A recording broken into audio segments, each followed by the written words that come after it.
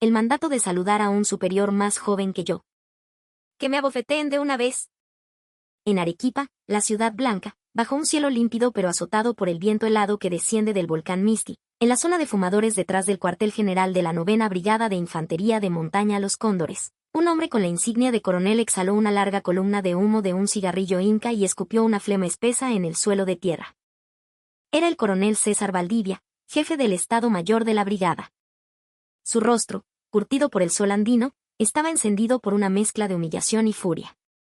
Egresado de la Escuela Militar de Chorrillos, con casi 30 años de servicio a la patria, veía cómo su carrera se estancaba en un ocaso amargo y sin gloria. Mientras sus compañeros de promoción ya lucían las estrellas de general o se habían retirado a puestos cómodos en instituciones del Estado, él permanecía anclado en aquel puesto. Un par de incidentes por abuso de alcohol y sospechas sobre el manejo de fondos de la unidad habían manchado su expediente, bloqueando cualquier posibilidad de ascenso. La noticia de la llegada de la nueva comandante de la brigada no fue un baldazo de agua fría, fue un insulto directo, una bofetada a su orgullo de veterano. Frente a él, el mayor Pedro Montoya, jefe de logística, sostenía un vaso de plástico con café pasado entre ambas manos, ofreciendo una sonrisa servil. Mi coronel, por favor, baje la voz. ¿No ve que hoy es la ceremonia de Asunción?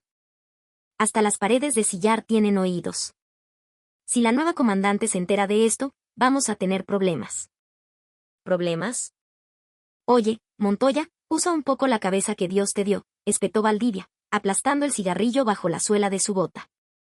Fuerzas especiales. ¡Qué ridiculez! Esos que solo saben correr y disparar, ¿qué diablos van a saber de administración, de papeleo, de la verdadera guerra que se libra en los escritorios? Y para colmo, es mujer. Una mujer. Seguramente es una de esas cuotas de género que impone el ministerio, una paracaidista a la que le regalaron la estrella para salir bien en la foto. Pura fachada, un espantapájaros con uniforme. Un adorno. El gesto con que aplastó la colilla contra el suelo polvoriento pareció reflejar el destino que él mismo le auguraba a su nueva superior. Pero, mi coronel, los rumores dicen que tiene un carácter de los 1000 demonios. Que su mirada es tan fría que te congela la sangre. ¿Y acaso la mirada nos da de comer? ¿Paga las cuentas? La brigada se maneja con el cerebro, Montoya, con el cerebro. Presupuestos, abastecimiento, personal, disciplina. ¿Crees que esa niña sabe algo de este sistema tan complejo? No.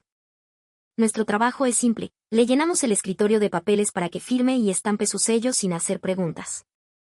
Y eso es todo. Los ojos de Valdivia brillaron con una codicia inconfundible. Miró a su alrededor con disimulo y bajó la voz hasta convertirla en un susurro ronco. Por cierto, lo del entrenamiento en clima frío. ¿Ya está todo arreglado con los proveedores del combustible y los víveres? Sí, mi coronel. Todo asegurado, respondió Montoya, su sonrisa volviéndose cómplice. En los papeles figurará que recibimos la cantidad completa, pero en la realidad, desviaremos un 30%. Llenaremos el fondo del almacén con cajas vacías. Nadie se dará cuenta. La inspectoría solo revisa los documentos, nunca cuenta las latas. ¡Excelente! Con ese dinero extra, este invierno será muy cálido para nosotros, se relamió Valdivia. Cuando llegue la comandante, yo me encargaré de cocinarla a mi manera. Tú solo haz lo que te ordene. Ella es solo una cara bonita, un adorno para la galería. El verdadero poder en esta brigada soy yo, César Valdivia. Justo en ese momento, desde el patio de armas del cuartel, resonaron las notas solemnes de la banda militar. La ceremonia de Asunción estaba a punto de comenzar. Valdivia esbozó una sonrisa torcida y se ajustó el uniforme. Vamos. Nuestra querida princesita ha llegado. Es hora de enseñarle de qué está hecho el rancho del ejército peruano. En el patio de armas de la 9ª Brigada, a pesar del frío cortante que bajaba de la sierra arequipeña, cientos de soldados estaban formados en perfecta disciplina. El vaho blanco de su aliento se elevaba hacia el cielo azul intenso. Sobre el estrado, un vehículo oficial negro se deslizó en silencio hasta detenerse. El chofer abrió la puerta trasera y de ella descendió una figura esbelta y decidida. General de Brigada Luciana Vargas.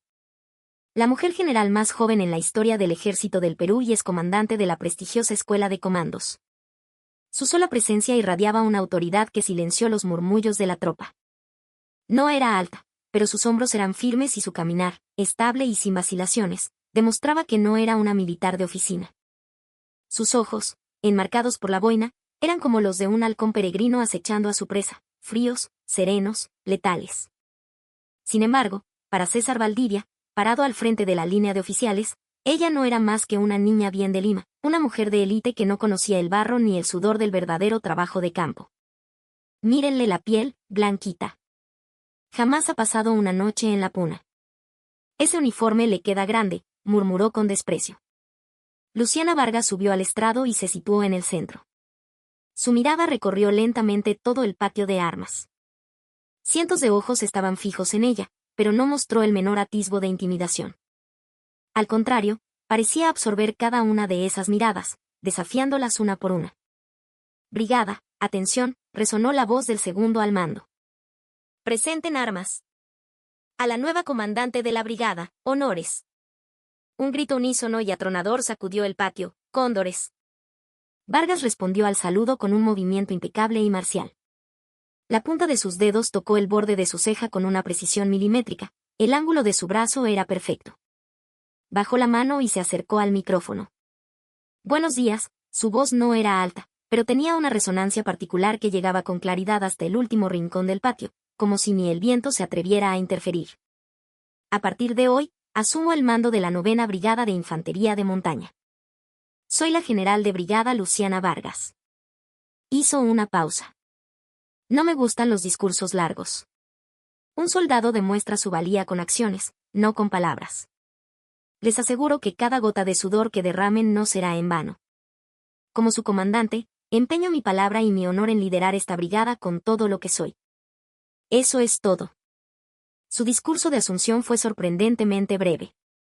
No hubo frases grandilocuentes, ni promesas vacías, ni planes a futuro. Aquella declaración corta y directa provocó una ligera inquietud entre los soldados, pero para Valdivia, fue motivo de celebración interna. Claro, no tiene nada que decir porque no sabe nada. Pura pose. Mejor así. Mientras mantenga la boca cerrada, será más fácil de manejar. Terminada la ceremonia, mientras se dirigían a la oficina de la comandante, Valdivia se apresuró a seguir a Vargas, dibujando en su rostro la sonrisa más amable que pudo ensayar. Mi general, su discurso fue realmente inspirador. Corto, pero poderoso. Se nota que viene de las fuerzas especiales, tiene un estilo diferente. Vargas no detuvo su paso, solo giró ligeramente la cabeza. Su rostro era una máscara inexpresiva. Usted es el jefe de Estado Mayor, ¿verdad? Sí, mi general. Coronel César Valdivia, a sus órdenes. Llevo 3 años sirviendo en esta unidad. Puede estar tranquila, la apoyaré en todo lo que necesite. Su gestión será un éxito. 3 años. Supongo que conoce esta brigada como la palma de su mano. Por supuesto, mi general. Conozco cada rincón y cada problema. Usted solo preocúpese de los eventos públicos y de trazar las grandes estrategias. Yo me encargaré del trabajo sucio, de la administración y de los detalles engorrosos. No tiene por qué molestarse con esas nimiedades, dijo Valdivia, revelando sutilmente sus verdaderas intenciones. No haga nada, solo quédese quieta. El paso de Luciana Vargas se detuvo por un instante. Se giró y lo miró de frente por primera vez. Excelente. Me siento más tranquila. La verdad, no estoy muy familiarizada con la burocracia de una unidad de montaña. Me preocupaba un poco, pero tener a un veterano como usted a mi lado me da mucha confianza. Dejaré que se encargue. Una sonrisa de suficiencia se dibujó en los labios de Valdivia. Era justo como lo había planeado. Ella misma admitía su debilidad. ¿Podría existir una jefa más fácil de manipular? No se preocupe, mi general. ¿Acaso no sabe quién soy? Le garantizo que durante su mandato no habrá ni un solo problema. Su estadía aquí será tranquila y placentera. Se lo agradezco. Ah, y por favor, dígale al jefe de logística que venga a mi oficina. Quiero un informe preliminar sobre los preparativos para el próximo entrenamiento en clima frío. A la orden, mi general. Inmediatamente. El mayor Montoya es un oficial muy eficiente y rápido. No se arrepentirá. Valdivia saludó con una rigidez casi exagerada y se dio la vuelta. mientras se alejaba por el pasillo, apretó el puño en un gesto de triunfo. Todo marchaba según su plan. Sin embargo, detrás de la puerta cerrada, el rostro de Luciana Vargas se transformó, volviéndose frío como el hielo. Miró la puerta por la que había salido Valdivia y luego tamborileó los dedos sobre la placa con su nombre en el escritorio. Confiar en él. Sería como dejar al zorro cuidando el gallinero. Sacó de su bolsillo una pequeña memoria USB y la conectó a su laptop. Lo que apareció en la pantalla no era el organigrama de la unidad. Era un informe detallado que había solicitado discretamente a un contacto en la Dirección de Inteligencia del Ejército antes de su llegada, los registros de entrada y salida de material logístico de los últimos 3 años, junto con los movimientos de los oficiales clave. Coronel César Valdivia. Durante 3 años, aprovechando el cambio de comandantes, ha convertido esta brigada en su feudo personal. Pues se acabó la fiesta. Esta vez, te has topado con la horma de tu zapato. Sus ojos reflejaron el brillo azul del monitor, fríos y calculadores. Para ella, Valdivia no era simplemente un oficial corrupto. Era el enemigo. Y debía ser eliminado. A la mañana siguiente, en los cuarteles de la 9ª Brigada, la tensión inicial había sido reemplazada por una extraña sensación de alivio.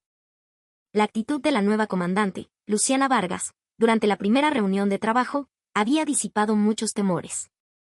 A diferencia de su afilada primera impresión, se limitó a asentir durante los informes, aceptando las explicaciones de sus subordinados sin hacer preguntas incómodas ni críticas. En la oficina del jefe de Estado Mayor, el coronel Valdivia estaba hundido en su sofá, con las piernas cruzadas y una expresión de total autocomplacencia. ¿Lo ven? Tenía o no tenía razón. Es puro teatro, solo le importa la apariencia. ¿Vieron cómo bostezaba mientras el jefe de operaciones presentaba su informe? No tiene ni la más remota idea de cómo funciona esto. Frente a él, el mayor Montoya soltó una risita nerviosa. Es verdad, mi coronel. Esta mañana le llevé los documentos de logística para su firma. Ni siquiera los leyó. Solo me dijo, confío en que usted lo ha hecho bien, Montoya, y les puso el sello. Jamás había tenido un superior tan fácil de llevar. Perfecto. Simplemente perfecto. Si seguimos así, este lugar será nuestro paraíso. ¿Todo listo para la operación de esta noche? Sí, mi coronel. La mercancía ya está separada en la parte trasera del almacén. Y me he asegurado de que en la garita de control estén nuestros hombres de confianza. El camión pasará sin ningún problema, como si fuera invisible. Valdivia se palmeó el estómago con satisfacción. En su mente ya saboreaba las ganancias de la venta de los víveres y el combustible robados, y el jolgorio que se daría con ese dinero. Lo que ambos ignoraban por completo era dónde se encontraba esa jefa tan fácil en ese preciso instante. A la misma hora, en el comedor de la tropa, el bullicio del almuerzo llenaba el aire con el olor del guiso y el arroz recién hecho. Luciana Vargas había aparecido sin previo aviso. El oficial de servicio corrió hacia ella, alarmado, pero ella lo detuvo con un gesto. Solo estoy dando un vistazo. No quiero interrumpir el servicio. Tomó una bandeja y se unió a la fila de los soldados. El menú del día era lomo saltado, un clásico muy apreciado. A simple vista, parecía un plato normal. Pero los ojos de Vargas no se detenían en la apariencia. Analizaban meticulosamente la cantidad de carne en la olla comunal, la calidad de las papas, la frescura de la cebolla. La cantidad de carne es ridículamente inferior a la que consta en los registros de ingreso, pensó. Removió el guiso con la cuchara. Un caldo aguado con algunos trozos de carne dura y grasienta flotando. Los registros indicaban que se había comprado lomo fino nacional, pero lo que había en las bandejas era, a todas luces, carne importada, congelada y de la peor calidad. Incluso la ración era miserable. Los soldados comían en silencio, resignados, como si estuvieran acostumbrados. Pero al ver sus hombros delgados y sus rostros cansados, una llama de indignación se encendió en el interior de Vargas. Justo cuando se llevaba la primera cucharada a la boca, la entrada del comedor se alborotó. El mayor Montoya entró corriendo, sin aliento. Mi general. ¿Qué hace aquí sin avisar? Teníamos su almuerzo preparado en el comedor de oficiales. El rostro de Montoya era un poema de pánico mal disimulado. Vargas masticó lentamente, tragó y luego levantó la vista hacia él. Quería saber qué comen mis hombres.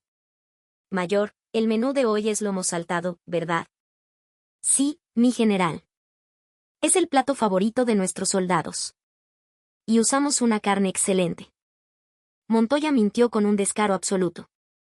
Vargas ensartó con el tenedor un trozo de carne nervudo y lo levantó. Vaya, tiene una textura bastante peculiar. Muy masticable, sin duda. Montoya, incapaz de captar la ironía en sus palabras, respiró aliviado. Ah, sí, mi general. Seguramente los cocineros, que aún son aprendices, la han cocido de más. Me aseguraré de que reciban una mejor instrucción. ¿Nos vamos ya? El coronel Valdivia la está esperando. Vargas dejó la bandeja sobre la mesa y se levantó. Sacó un pañuelo de su bolsillo, se limpió los labios y dijo con una voz suave pero cargada de intención: sí, la instrucción es necesaria. Una instrucción muy, muy clara. Salió del comedor sin mirar atrás. Pero en su bolsillo ya llevaba la prueba que necesitaba, un trozo de esa carne infame, envuelto discretamente en una servilleta. Un simple análisis de laboratorio bastaría para confirmar el fraude y convertirlo en una prueba irrefutable. Se atreven a robar la comida de mis soldados. Han olvidado el honor más básico de un militar. El eco de sus pasos resonó fríamente en el pasillo. 4 de la tarde. En el taller de mantenimiento de vehículos, el sol comenzaba a descender y la temperatura caía en picado. El cabo Mateo Quispe, conductor del camión número 5, estaba sentado en la cabina, probando una y otra vez el pedal del freno. Se sentía flojo, sin la presión adecuada. Esto no está bien, para nada, murmuró. Tras dudarlo varias veces, finalmente se armó de valor y fue a la oficina del jefe de transporte. Adelante. El suboficial a cargo dormitaba junto a una estufa. Mi suboficial, soy el cabo Quispe. Vengo por el camión 5. Creo que no está en condiciones de salir hoy. Parece que pierde líquido de frenos y las pastillas están completamente gastadas. Si encontramos hielo en la carretera, podría ser una tragedia. El suboficial lo despidió con un gesto de fastidio. Oye, Quispe, ¿por qué te quejas tanto hoy? El mayor Montoya te ha asignado esta misión personalmente. Si no vas tú, ¿quién va a ir? Todos los demás conductores están de permiso. Eres el único disponible. Pero, mi suboficial, esto es un problema de seguridad.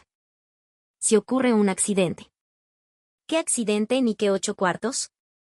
Conduce con cuidado y ya está. Cuando se da una orden, se cumple y punto. ¿Por qué haces tantas preguntas?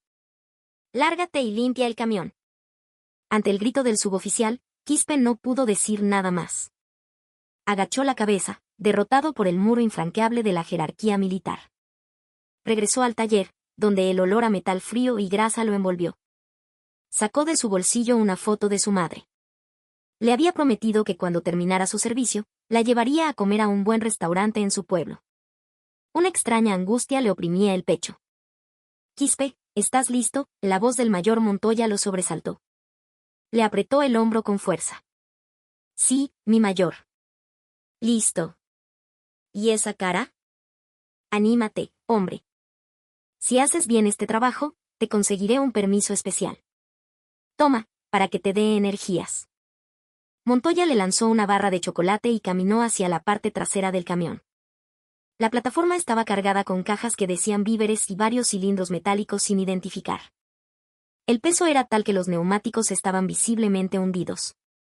Quispe suspiró, giró la llave y el motor arrancó con un traqueteo agónico.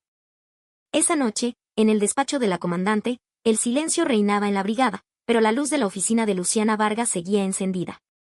Sentada en el sofá, tomó un sorbo de un té caliente y miró a través de las persianas cerradas. A lo lejos, solo parpadeaban las luces de la garita de control. Toc, toc. El oficial de guardia entró. ¿Mi general, no se retira? La calefacción en su residencia ya está encendida. Un momento, todavía tengo trabajo. Ve a descansar tú primero.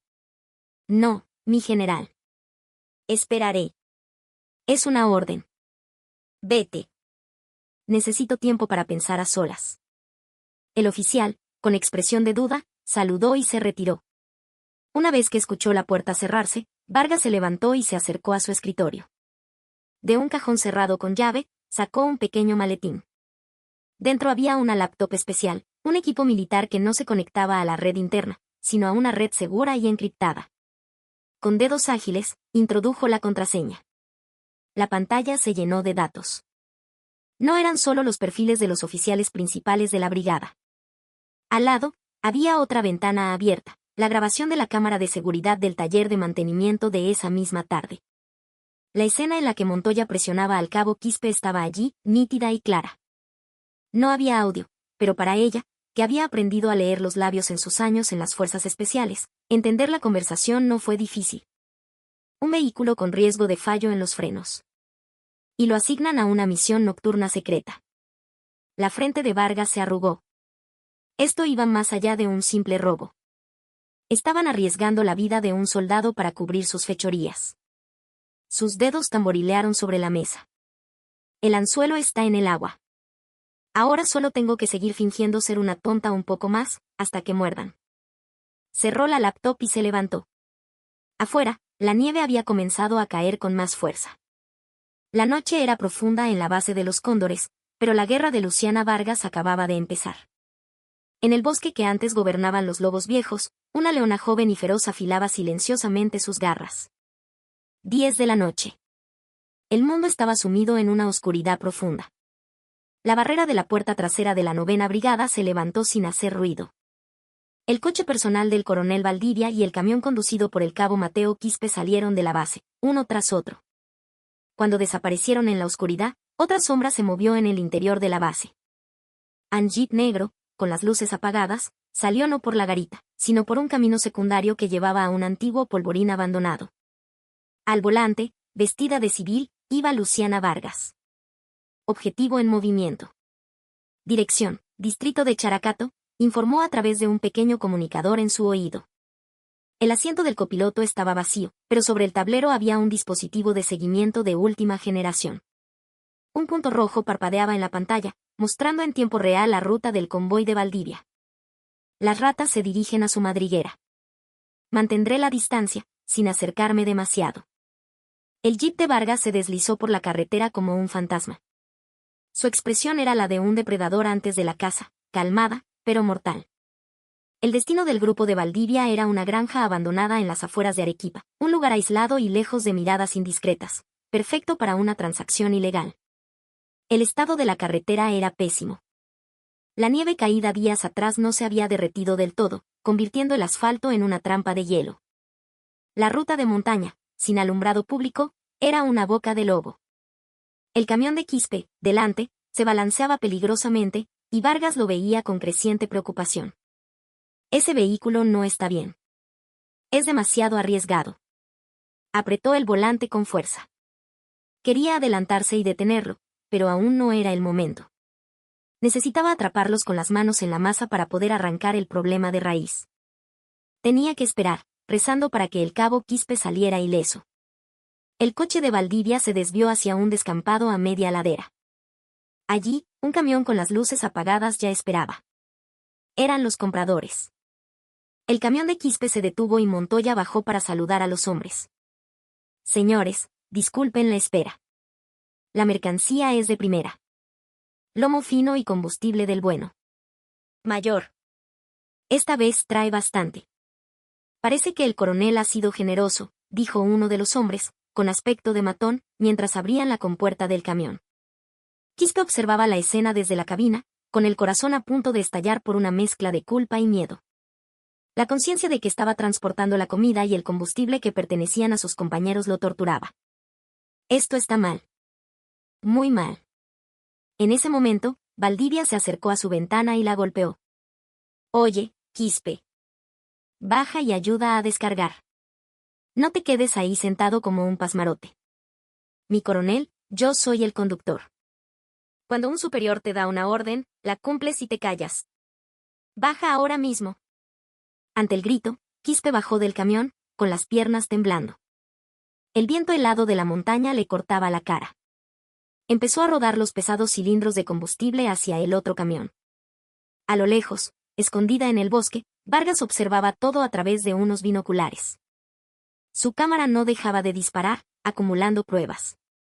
Malversación, tráfico ilegal, tratos con civiles, y ahora, obligar a un soldado a realizar trabajos forzados. La lista de delitos sigue creciendo, pensó. Cuando la transferencia estaba casi completa, Valdivia sacó una botella de pisco. Bueno, ya casi terminamos. Tomemos un trago para celebrar. Con este frío, un poco de calor no viene mal. Uy, un pisco acholado. El coronel sí que sabe, exclamaron los contrabandistas. Improvisaron un bar sobre el capó del camión. Como piqueo, abrieron una lata de atún, de las que deberían haber estado en la despensa de la tropa. Quispe permanecía a un lado, temblando de frío, pero nadie le dirigió la palabra, excepto Montoya, que le lanzó un vaso vacío. Oye, tú, trae un poco de agua. ¿O vas a quedarte ahí parado sin hacer nada? La ira hervía en el interior de Vargas, pero mantuvo la calma. Si intervenía ahora, podrían alegar que solo estaban tomando un descanso. Tenía que esperar al momento exacto en que el dinero cambiara de manos. Pero entonces, ocurrió algo inesperado. Valdivia, envalentonado por el alcohol, comenzó a gritarle a Quispe, con el rostro enrojecido. Oye, Quispe. ¿Qué diablos te pasaba al volante?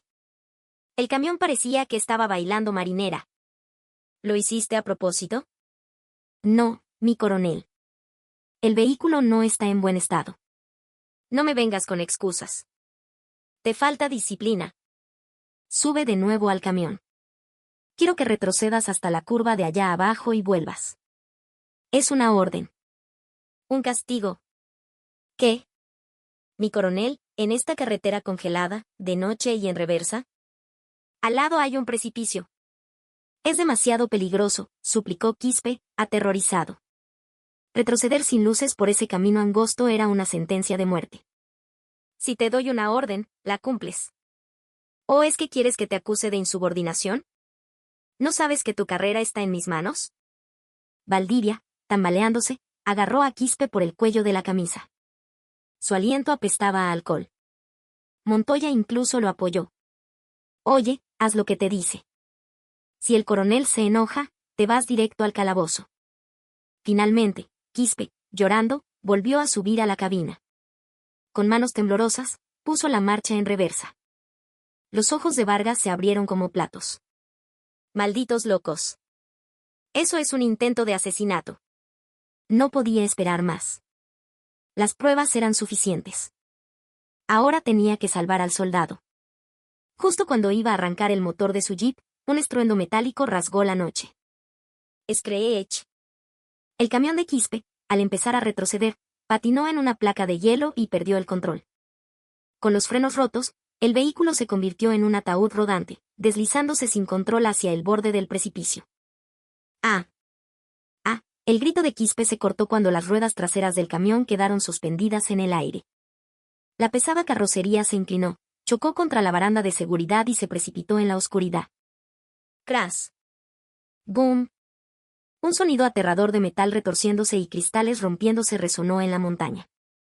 El camión rodó varias veces por la ladera antes de detenerse en un punto invisible en la negrura.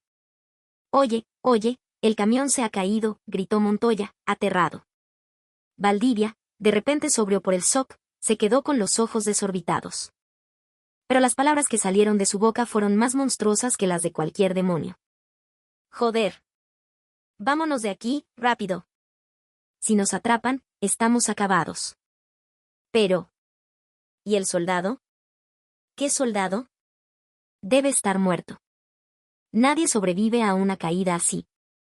Si llamamos a la policía, descubrirán el robo.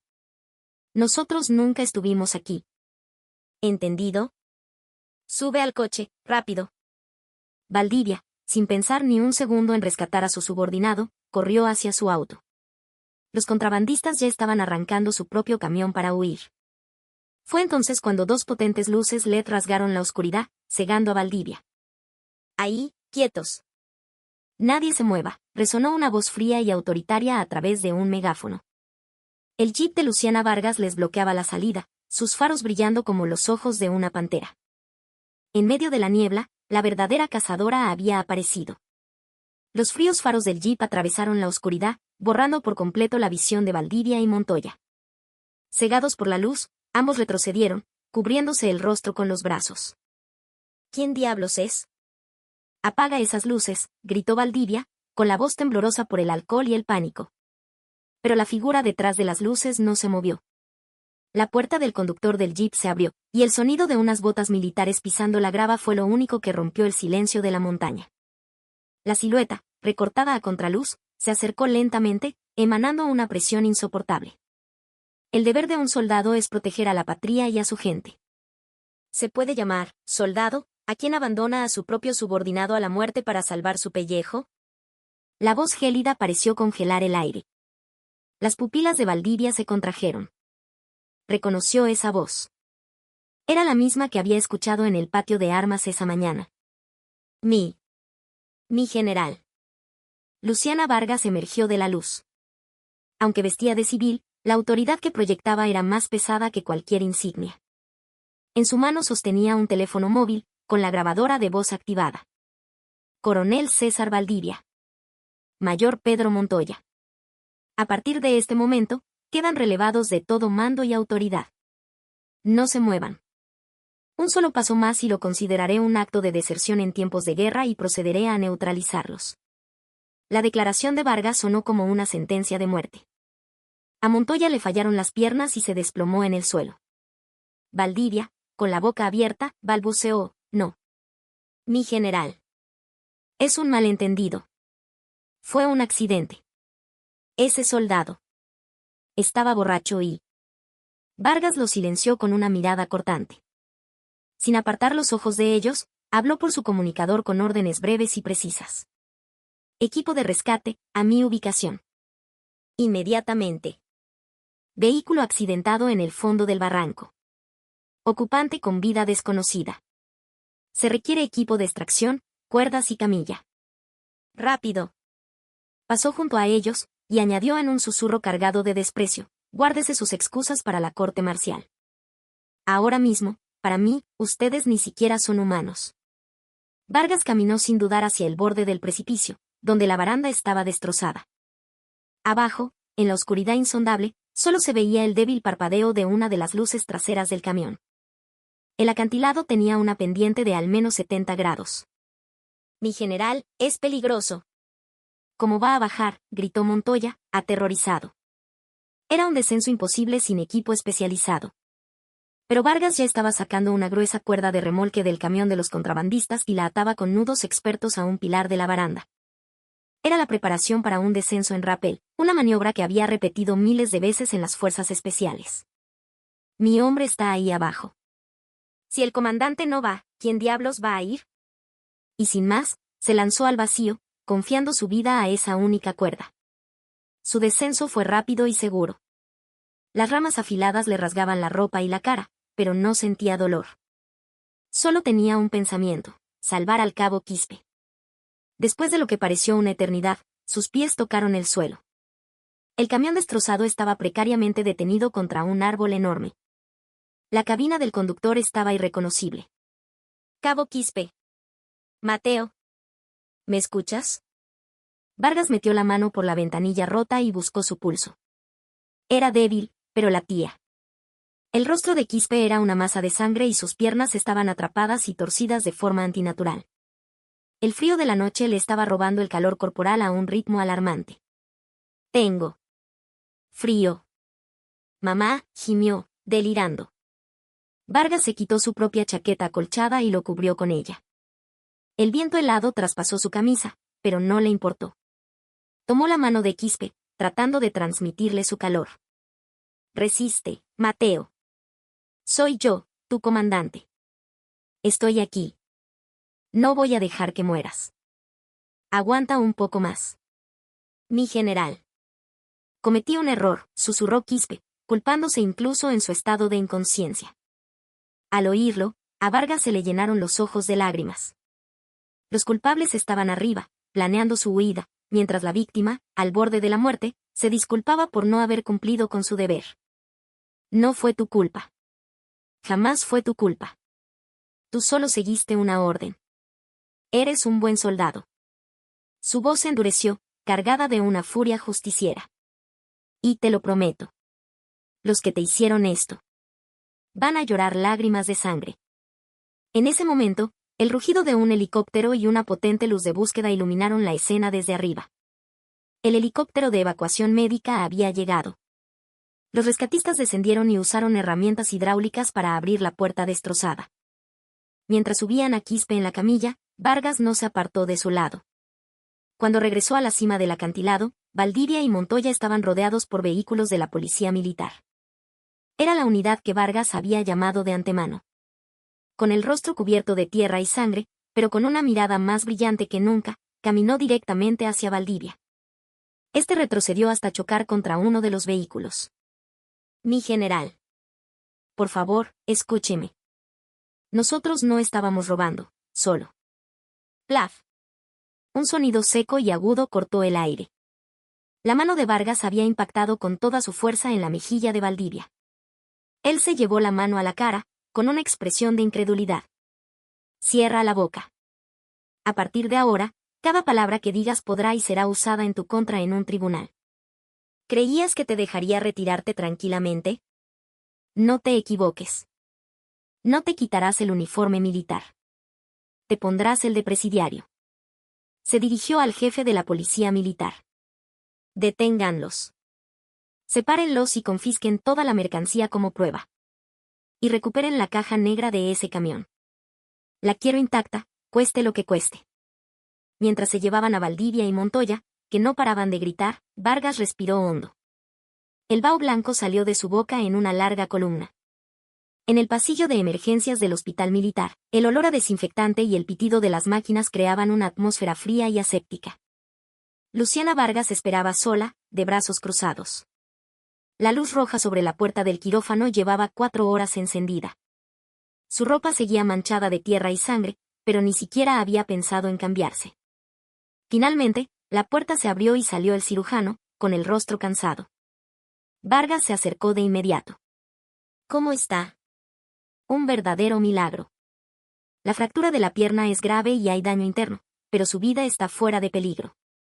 Si hubiera tardado un poco más, habría entrado en shock por hipotermia. Los primeros auxilios que le brindaron en el lugar fueron cruciales. Eso sí, la rehabilitación será larga». «Gracias. De verdad, muchas gracias».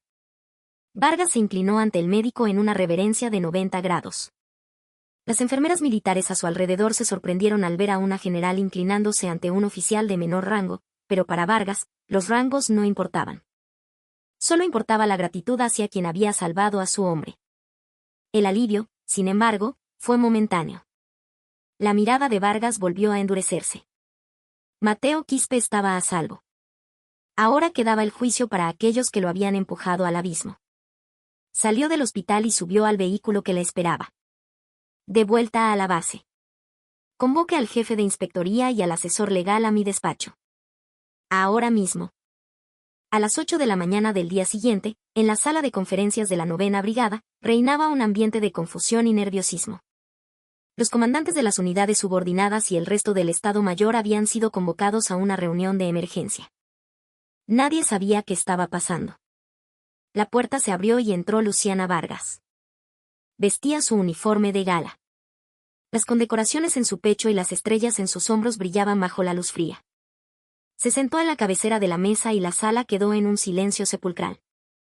Sin decir una palabra, encendió el proyector. La primera imagen que apareció fue la del camión destrozado, junto a una foto de Mateo Quispe en una cama de hospital, cubierto de vendas. Anoche, un soldado de esta brigada sufrió un accidente durante una operación y estuvo al borde de la muerte. Afortunadamente, sobrevivió, pero podría quedar lisiado de por vida. Un murmullo recorrió la sala.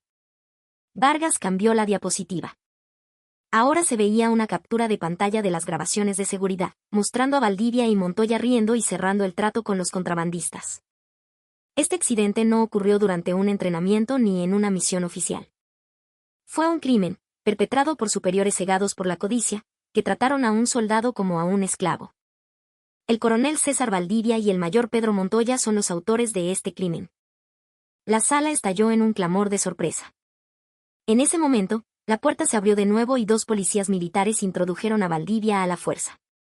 Aún esposado, gritaba, sin entender la situación. ¿Saben quién soy yo? Soy de la escuela de Chorrillos. ¿Cómo se atreven a ponerme las manos encima? Al ver a Vargas, sus ojos se inyectaron en sangre. Luciana Vargas. ¿Cómo te atreves a hacerme esto? Soy tu superior en antigüedad. 30 años de servicio. Esto es una calumnia. ¿Tienes pruebas? Vargas soltó una risa gélida. Superior. Un militar que vive del honor no puede exigir respeto cuando ha vendido el suyo. ¿Pruebas? Ahora mismo te las mostraré. Reprodujo un video en la pantalla. Era la grabación de la caja negra del vehículo de Valdivia. Su voz se escuchó, clara y nítida, en toda la sala. Debe estar muerto. Nadie sobrevive a una caída así. Nosotros nunca estuvimos aquí. Cuando el video terminó, un silencio atronador llenó la sala. Llévenselo, ordenó Vargas. Mientras los policías se lo llevaban a rastras, Valdivia seguía gritando. Luciana, ya verás. Mis compañeros de promoción no se quedarán de brazos cruzados. Contrataré un abogado y te demandaré por difamación y abuso de autoridad. ¿Crees que me hundiré así de fácil? Vargas lo miró fijamente hasta que sus gritos se perdieron en el pasillo.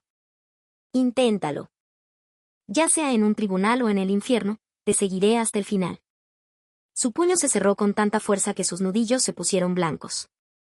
El primer asalto había terminado. Pero la verdadera batalla apenas comenzaba. En una celda fría y húmeda del centro de detención militar, el coronel César Valdivia llevaba días sin dormir. Sus ojos estaban hundidos, pero no reflejaban arrepentimiento, sino una furia impotente. Caminaba de un lado a otro como una fiera enjaulada, mordiéndose las uñas. Luciana Vargas. Esa mocosa arrogante. El cerrojo de la puerta sonó. Detenido 7028, visita de su abogado. El rostro de Valdivia se iluminó. En la sala de visitas lo esperaba un hombre de mediana edad con un traje a medida y el pelo engominado. Era Óscar Larrabure, un exfiscal militar conocido como la hiena de los tribunales, el abogado con la tasa de éxito más alta en casos militares. La última esperanza de Valdivia, contratado con el adelanto de su fondo de retiro. Doctor, ¿cómo van las cosas? ¿Podré salir de aquí? Esos videos y grabaciones están por todas partes. Larrabure abrió su maletín de cuero con una sonrisa socarrona. Cálmese, coronel. La situación no es buena, pero siempre hay una salida. La ley no trata sobre la verdad, sino sobre la lógica que se impone. ¿Una salida? ¿Con esas pruebas tan claras? Coronel, el video y la grabación que presentó la general Vargas tienen un problema: su origen. Ella usó dispositivos de escucha y rastreo sin una orden judicial. Eso es una prueba obtenida ilegalmente. Conoce la teoría del fruto del árbol envenenado, ¿verdad? Si el árbol está contaminado, sus frutos también lo están. Una prueba ilegal no tiene validez en un tribunal. Los ojos de Valdivia se abrieron de par en par. ¿Quiere decir que todo eso puede ser anulado? Exactamente. Cambiaremos el enfoque de este juicio. No será sobre corrupción, sino sobre el acoso y la violación de los derechos humanos por parte de una comandante recién llegada. Argumentaremos que la general Vargas le tendió una trampa, usando a ese soldado como cebo para eliminarlo a usted. La opinión pública cambiará rápidamente. Una sonrisa torcida apareció finalmente en el rostro de Valdivia. Claro. Yo no lo empujé. Él se asustó y perdió el control. Además, es sospechoso que una mujer estuviera sola en ese lugar, a esa hora de la noche. ¿Acaso me estaba acosando? Ese es el espíritu.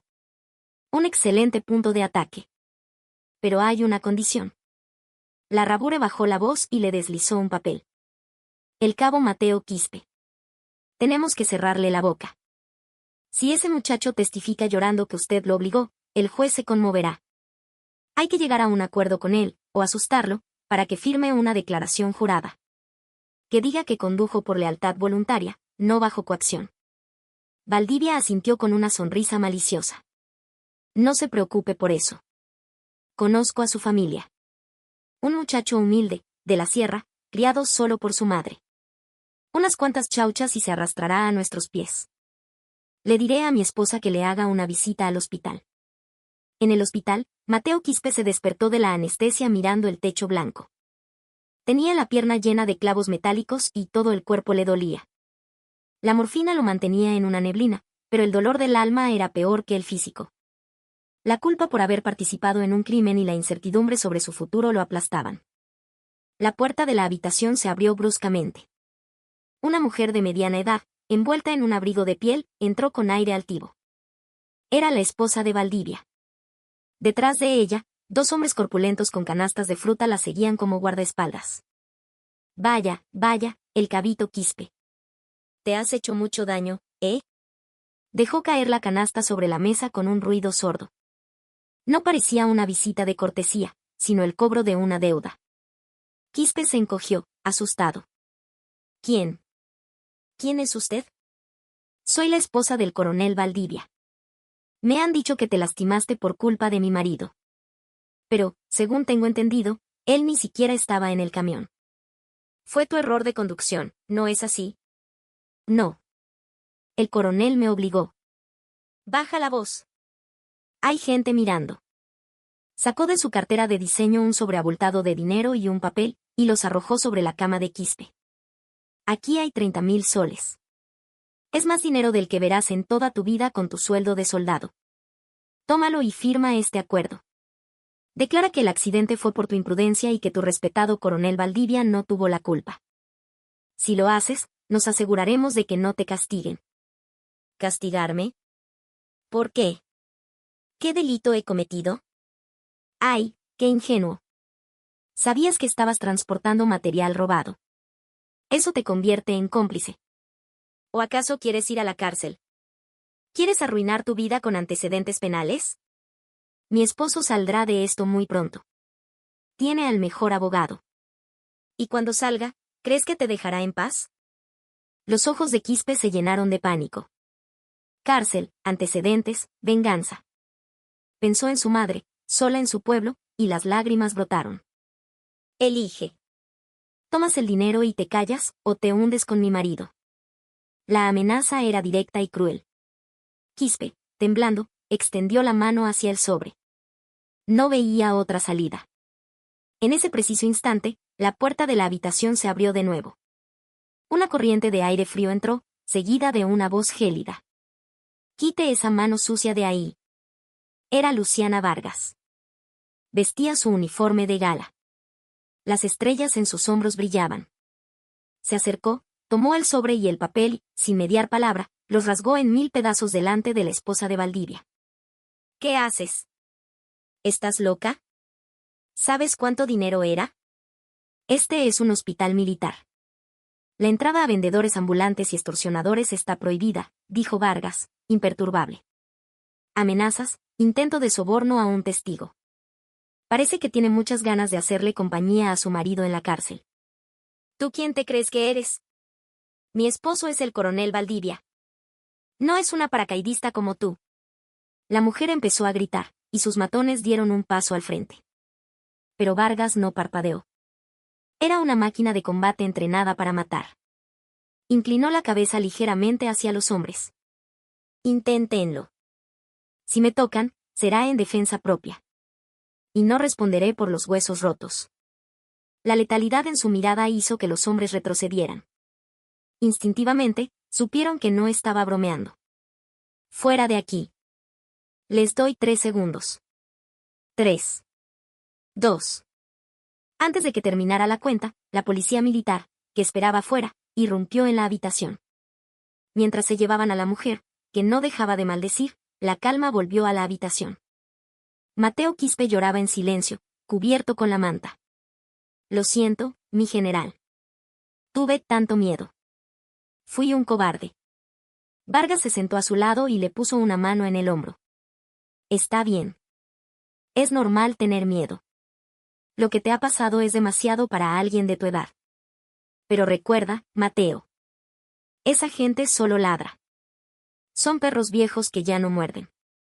Mientras yo esté aquí, nadie te tocará. Confía en mí. Quispe rompió a llorar como un niño. De verdad. ¿Iré a la cárcel, mi general? Ni siquiera he podido ayudar a mi mamá. ¿Quién dice que irás a la cárcel? Tú eres la víctima. Y eres mi soldado. Y yo protejo a mis soldados. Ya sea en un tribunal o en el mismo infierno, yo iré delante. Tú solo tienes que seguirme. ¿Entendido? La voz firme de Vargas le devolvió algo de esperanza. Quispe, secándose las lágrimas, asintió. Ahora, concéntrate en recuperarte. Pondré guardias en tu puerta para que ninguna otra alimaña vuelva a molestarte. Al salir, Vargas apretó los puños con una furia contenida. Esto ya no se trataba solo de castigar a un corrupto. Era una guerra para defender el honor del uniforme y la vida de sus hombres. Una semana después, el caso había tomado un giro inesperado. La contraofensiva del abogado Larrabure había comenzado. Los principales diarios y portales de noticias amanecieron con titulares sensacionalistas. Exclusivo, abuso de autoridad de una general recién nombrada. ¿Usó la nueva comandante a un soldado como cebo? Crece la sospecha de una investigación ilegal. Defensa del coronel Valdivia alega inocencia y estudia demanda por difamación. Los artículos, hábilmente manipulados, presentaban a Vargas como una mujer ambiciosa que había puesto en peligro a un soldado para deshacerse de Valdivia. La opinión pública se dividió. Aunque muchos apoyaban la lucha contra la corrupción, los trolls contratados por Larrabure inundaron las redes con comentarios venenosos. Una mujer con estrella se cree la dueña del mundo. Si el soldado resultó herido, es responsabilidad de la comandante. ¿Por qué se quedó mirando? Una jefa inepta que quiere ascender a costa de la vida de otros. En su despacho, Vargas leía las noticias con un rostro impasible. Su asistente entró, nervioso. Mi general, ha llamado el jefe de prensa del Comando Conjunto. Piden que evite hacer declaraciones a los medios por ahora. Temen que esto pueda afectar negativamente su próximo ascenso. ¿Ascenso? Tengo a un soldado con la pierna destrozada en un hospital, ¿y me hablan de un ascenso? Vargas cerró la laptop con un golpe seco. Quieren una guerra de lodo. Creen que si me ensucian, me retiraré por miedo a mancharme. Quieren arrastrar el honor del ejército por el fango para salvarse. Están muy equivocados. Yo me formé en el lodo. Las fuerzas especiales operamos hasta en el pantano. Si es ahí donde quieren pelear, bajaré con gusto a romperles el cuello. En ese momento, sonó su teléfono personal. Era un antiguo compañero de las fuerzas especiales, ahora investigador en la Fiscalía Militar. ¿Aló? ¿Lo tienes? Luciana, soy yo, respondió una voz grave. Tal como sospechabas, ese abogado Larrabure tiene un historial muy sucio. Los contrabandistas a los que Valdivia vendía la mercancía.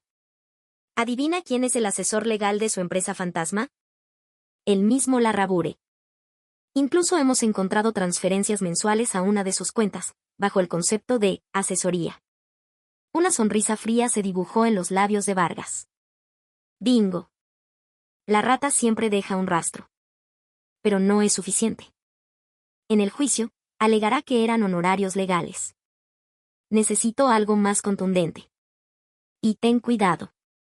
Tenemos información de que han sobornado a algunos soldados de mi brigada. Planean que testifiquen en mi contra, que digan que yo acosaba a Valdivia. Soldados sobornados. Pobres diablos. Se aferran a una soga podrida. Al colgar, Vargas miró por la ventana. Vio a grupos de soldados leyendo las noticias en sus teléfonos y murmurando entre ellos. La desconfianza hacia un comandante es el cáncer que destruye una unidad. Valdivia buscaba exactamente eso. Tomó una decisión. Se dirigió a la sala de comunicaciones. Oficial de servicio, conecte el sistema de altavoces de toda la base. Poco después, la voz de Vargas resonó en cada rincón de la brigada. Atención. Habla su comandante.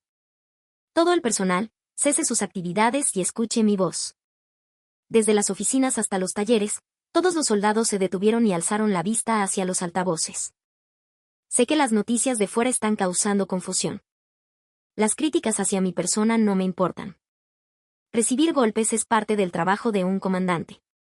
Pero lo que no voy a tolerar es que se manche el honor de esta brigada y se manipule la verdad sobre lo que le pasó a un compañero herido. Los murmullos cesaron. Algunos intentarán comprar su lealtad con dinero. Otros intentarán cegarlos con mentiras. No se dejen engañar. No les pido lealtad ciega. Les pido que se aferren a la verdad. Yo, como su comandante, pongo en juego mis estrellas y mi honor para hacerles una promesa. Encontraré a cada uno de los que participaron en esta corrupción, a cada uno que mienta, a cada uno que traicione a un compañero, y me aseguraré de que paguen por ello. Hizo una pausa. La verdad no se puede hundir. Ustedes, cumplan con su deber. Yo, libraré mi batalla. Fin del comunicado. Un silencio cargado de electricidad recorrió la base. Los pocos soldados que habían sido tentados a mentir se miraron, sudando frío. La voz de su comandante tenía el poder de la convicción, pero sobre todo, la sinceridad de quien protege a los suyos. Al final del día, una carta anónima fue deslizada por debajo de la puerta de su despacho. La letra era torpe. Mi general. Soy un soldado del taller de transporte. La noche del accidente, vi al mayor Montoya obligar al cabo Quispe a tomar las llaves del camión. Tenía miedo, pero después de escuchar su mensaje, he decidido hablar. Seré su testigo. Vargas apretó la carta contra su pecho. ¿Lo ves, Valdivia? Esta es la diferencia entre tú y yo. Guardó la carta en su maletín. Las armas estaban listas. Mañana era el primer día del juicio. La hora de la caza había llegado. En el tribunal militar, el silencio era denso. La sala estaba abarrotada. En el banquillo de los acusados, el coronel Valdivia, vestido de uniforme, lucía una arrogancia desafiante. A su lado, el abogado Larrabures sonreía con suficiencia. En el lado opuesto, Luciana Vargas esperaba, inmóvil como una estatua de granito. Se da inicio a la primera audiencia del juicio contra el acusado César Valdivia. El fiscal militar leyó los cargos: malversación, abuso de autoridad y lesiones graves. Pero Larrabures se levantó, confiado. Señoría, esta defensa niega todos los cargos. Y más importante, solicito que se excluyan las pruebas de video y audio presentadas por la Fiscalía. Fueron obtenidas ilegalmente, sin orden judicial, violando los derechos del acusado. Son el fruto de un árbol envenenado y, por tanto, nulas. Su argumento era legalmente sólido. La general Vargas, continuó, señalándola, realizó una vigilancia ilegal contra un oficial superior para satisfacer su sed de poder. Es un acto de insubordinación. Valdivia fingió secarse una lágrima. Señoría, yo solo quería compartir un momento con mis hombres esa noche. El accidente fue una lamentable imprudencia del soldado. La sala murmuraba. Larrabure llamó a su primer testigo, un capitán comprado que declaró: la general siempre fue hostil con el coronel. La oí decir que lo tenía en la mira. El día del accidente, la vi en la sala de control, mirando las cámaras. Cuando el camión cayó, sonrió y dijo: cayó en la trampa. El horror se apoderó de la sala. La gente miraba a Vargas con desprecio. ¿Dejó que se hiriera a propósito? Valdivia sonreía para sus adentros. El plan funcionaba. General Vargas, ¿tiene algo que decir?, preguntó el juez. Todas las miradas se clavaron en ella. Se levantó lentamente. Señoría, el perro de casa solo ladra cuando su amo se lo ordena. No veo la necesidad de responder a los ladridos. Está llamando perro a mi testigo, protestó Larrabure. Abogado, le gustan los debates legales, dijo Vargas con una sonrisa gélida. Hablemos del árbol envenenado. ¿Y si el árbol nunca estuvo envenenado para empezar?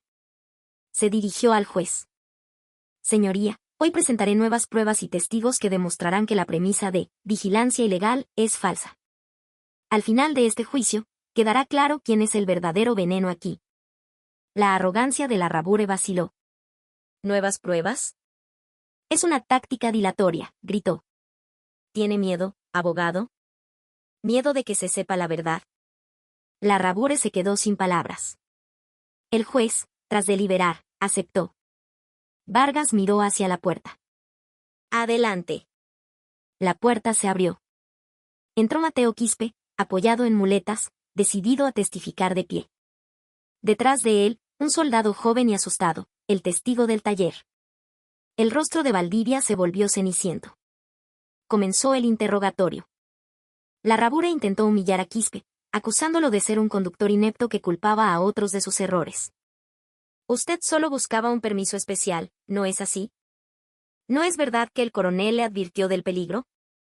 Quispe, abrumado, solo podía llorar y negar con la cabeza. Entonces, fue el turno de Vargas. Llamó al otro soldado. ¿Qué vio usted esa noche en el taller? Vi al mayor Montoya amenazar al cabo Quispe. Le dijo, la orden es del coronel, así que la cumples y te callas. Objeción. No hay pruebas de eso, interrumpió Larrabure. Vargas sacó una memoria USB. Claro que las hay. ¿Recuerda la cámara de seguridad del taller? El mayor Montoya borró la grabación. Pero yo hice una copia de seguridad de todos los servidores el día que llegué. Es una grabación legal, de una instalación militar. Reprodujo el video. Aunque sin sonido, las imágenes de Montoya coaccionando a Quispe eran irrefutables. La primera pieza de la lógica de Larrabure se desmoronó. Y ya que hablamos de árboles venenosos, abogado, continuó Vargas, investigué un poco sobre las raíces de este. Presentó un nuevo fajo de documentos. Estos son los registros de la empresa fantasma que compraba la mercancía robada. ¿Y sabe quién es su asesor legal? El bufete de abogados del señor Oscar Larrabure. Y curiosamente, los honorarios que recibe cada mes coinciden, céntimo a céntimo, con el 30% del valor de lo robado por el coronel Valdivia. La sala estalló. El abogado era cómplice. Larrabure palideció. Es una calumnia. Son honorarios legítimos. ¿Legítimos? ¿Entonces esta grabación también es una calumnia? Vargas reprodujo su última carta, una llamada telefónica entre Valdivia y Larrabure. La voz del abogado resonó en la sala, no se preocupe, coronel. La ley está para usarla, no para respetarla. Si hay un accidente, culpamos al soldado y listo. Se hizo el silencio. Luego, el caos. Valdivia se desplomó en su silla. Todo había terminado. Vargas se acercó al micrófono y miró a Valdivia. Tú no eres un soldado. Eres un mercader que vendió a sus hombres por avaricia. A ver si el dinero y el abogado corrupto en los que tanto confiabas pueden salvarte ahora. El público gritaba traidor. Cómplice. Valdivia, temblando, suplicaba a Larrabure, pero el abogado lo apartó con asco, tratando de salvar su propio pellejo. Mateo Quispe, llorando, miró a Vargas. Gracias, mi general. Vargas le puso una mano en el hombro. Levanta la cabeza. Los que deben agachar la suya son los culpables. Esto apenas comienza. Haré que paguen hasta el último céntimo de su deuda. El día de la sentencia, el tribunal dictó el veredicto. El acusado, coronel César Valdivia, es sentenciado a 15 años de prisión. Se le degrada al rango de soldado raso y se le ordena devolver el triple del valor de lo malversado. Valdivia gritó. 15 años. La degradación. La ruina total. Suplicó a Larrabure, pero en ese momento, la policía judicial entró en la sala. Óscar Larrabure queda detenido por complicidad, lavado de activos y fraude fiscal. Los dos hombres, el militar y el abogado, fueron esposados y sacados del tribunal entre los aplausos del público. Mientras se lo llevaban, Valdivia gritó una última amenaza. ¿Crees que has ganado, Vargas? Pero el ejército es así. Ya caerás tú también. Vargas lo miró a los ojos. No. El ejército no es así. Parásitos como tú lo convirtieron en esto. Y mientras tú te pudres en la cárcel, yo lo devolveré a lo que debe ser. Adiós, soldado Valdivia. Los días siguientes, la 9ª Brigada vivió una purga. Vargas, con la inspectoría, desmanteló toda la red de corrupción de Valdivia. Los oficiales implicados fueron destituidos. Los honestos, que habían sido marginados, fueron restituidos en sus puestos. La comida del rancho mejoró drásticamente. La moral de la tropa se disparó. Pasaron los meses. La primavera llegó a Arequipa, cubriendo de flores los áridos paisajes. La brigada, bajo el mando de Vargas, fue condecorada como la mejor unidad de combate del país. Un día, Vargas recibió una visita inesperada. Era Mateo Quispe. Ya no usaba muletas. Caminaba con una leve cojera, pero caminaba. Había terminado su servicio militar y venía a despedirse. Mi general, gracias a usted. Voy a volver a la universidad. Estudiaré trabajo social, para ayudar a gente indefensa como yo lo fui. Cuando Quispe salió, descubrió que toda la brigada estaba formada en el patio de armas. Sus compañeros habían salido a despedirlo. Lo levantaron en hombros, lo abrazaron, rieron con él. Era la imagen de la camaradería, del honor recuperado. Vargas subió al estrado. Atención. Hoy despedimos a un valiente. Un hombre que no se doblegó ante la injusticia. Ese es el espíritu de los cóndores. Miró a Quispe, que se alejaba, y levantó la mano. Por nuestro compañero. Saluden. Cóndores, el grito de cientos de hombres sacudió el cielo. Quispe se detuvo, se dio la vuelta y, con lágrimas en los ojos, devolvió el saludo más firme y orgulloso de su vida. Cuando se fue, Vargas se dirigió a sus hombres.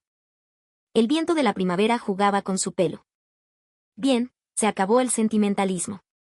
El entrenamiento continúa. Somos soldados.